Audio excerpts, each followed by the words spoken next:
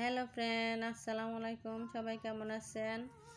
আজকে আমি আপনাদেরকে দেখাবো ঘরে কিভাবে আপনারা খুব সহজে দই তৈরি করবেন। আমি এখানে 1.5 লিটার দুধ নিয়েছি, পাতিলে দিয়েছি। এখন আমি চুলায় জাল ধরিয়ে দিয়েছি। এখন দুধটা জাল করে নিচ্ছি। ঘন ঘন হাতে নেড়ে দিতে হবে। নেড়ে চেড়ে দিলে তাহলে দুধটার বলক উঠে উপরে চলে আসবে না। কিছুক্ষণ পর পরে আপনারা নেড়ে দিবেন। দেখেন আমার দুধটা বলক চলে আসছে আর দুধটা আগের থেকে ঘন হয়ে গেছে। আমি বাসায় দই তৈরি করে নেই, তবে আমি আজকে ক্যারামেল দিয়ে দই তৈরি করব না। এমনিতে আপনার দুধের যে কালারটা, সেই কালারটাই রিয়েল কালারটাই থাকবে, সেভাবে আমি করব। দেখেন আমার দুধটা একবারে কমে 1 কেজির মতো হয়ে গেছে। দেখেন কতটা শুকিয়ে গেছে। এই পর্যায়ে আমি 1.5 কাপের মতো চিনি দিয়ে দিব। আপনারা যে যতটা মিষ্টি খাবেন ততটুকুই দিবেন। আমি একটু মিষ্টি কম দিব যাতে দইয়ের পারফেক্ট টেস্টটা ঠিক থাকে।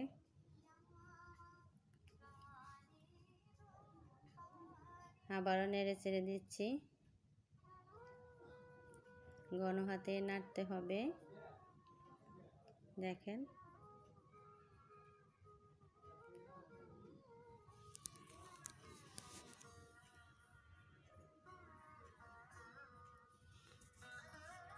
আমার দুধটা অনেকটা ঘন হয়ে গেছে।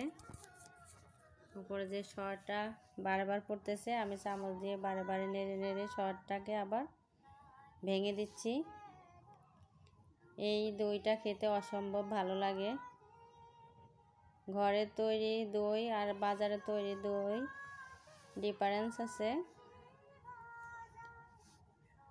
কারণ এখানে কোনো কেমিক্যাল নেই, একবারে অর্গানিক। দেখেন কতটা বলক আসছে। এই পর্যায়ে আবারও নেড়ে চেড়ে দিব।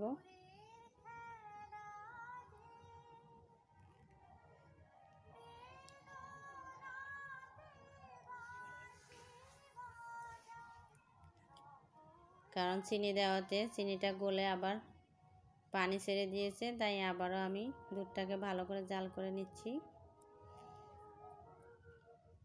এবার আমি দুধটা উঠিয়ে নিলাম। এখন ঘন হাতে হুইস্কার দিয়ে নেড়ে নেড়ে ফেনা তৈরি করে নিব। কারণ দইয়ের ভিতরে যত ফেনা উঠবে দুধের ভিতরে, দইটা ততটাই সুন্দর হবে। আমি এখানে আপনার এক সাইডে ফ্যান ছেড়ে দিয়েছি, হালকা করে আস্তে করে বাতাস আসতেছে, আর আমি দইটা ঘন হাতে নাড়তেছি। দইটা ঠান্ডা হয়ে আসতেছে, সেই সাথে দুধটার ভিতরে আবার আমার স্লিপ টাং হয়ে গেছে। দুধটা ভালো করে ঠান্ডা হয়ে যাবে আর সেই সাথে দুধটার উপরে ফেনা চলে আসবে।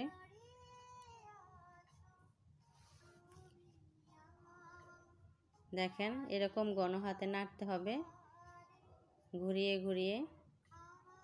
আমি অন্য বাটিতে আর নেইনি, এই পাতিলেই আমি ঠান্ডা করতেছি।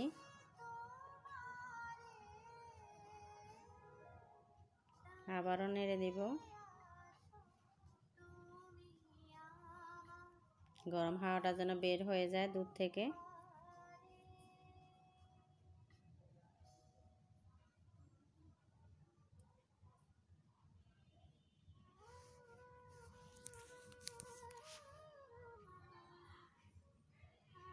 এরকম ঘন হাতে নাড়তে হবে।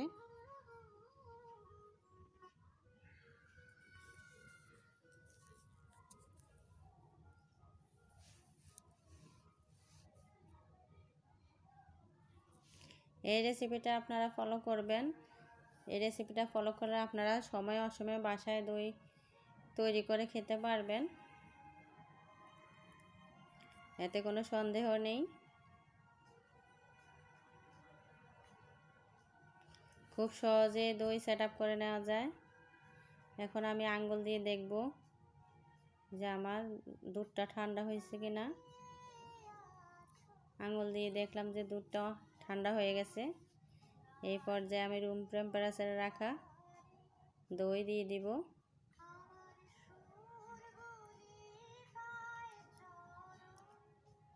সবটা দই আমি দিয়ে দিব। অনেকে আপনার এই দইয়ের বীজ তৈরি করেন লেবুর রস দিয়ে, আবার অনেকে আপনার তেঁতুলের রস দিয়েও করেন, আবার কেউ আপনার সিরকা দিয়ে করে, কিন্তু এটা অতটা পারফেক্ট হয় না। কিন্তু দই বীজটার ভিতরে দই বীজ হিসেবে দই দিতে হবে দই বানানোর আগে। আবারও আমি নেড়ে চেড়ে ভালো করে ঘুরিয়ে ফিরিয়ে নেড়ে চেড়ে দিচ্ছি। দইটা মিক্স করে দিচ্ছি দুধের সাথে, ভালো করে ফেনা তৈরি করে নিচ্ছি। এখন আমি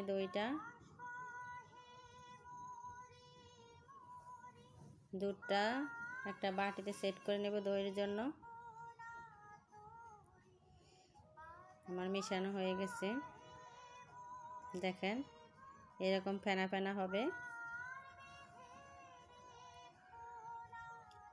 প্লাস্টিকের বাটিতে আমি সেট করে নেব।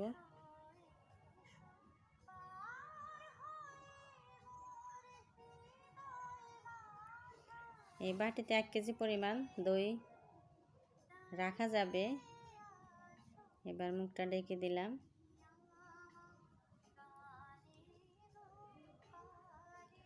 আর একটু দুধ আছে বাকি, আরেকটা বাটিতে দিয়ে দিচ্ছি, যেহেতু এখানে 1.5 কেজি পরিমাণ দুধ।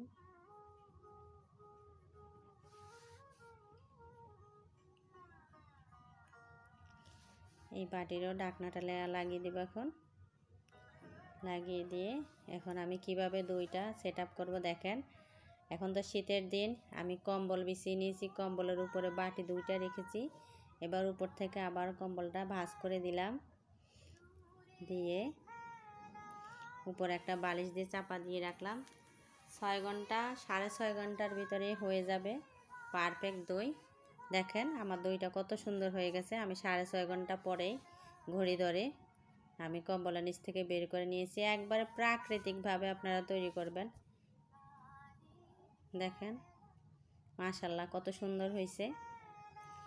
সবাই আমার পেজটা ফলো করবেন। সবাই ভালো থাকবেন। আল্লাহ হাফেজ।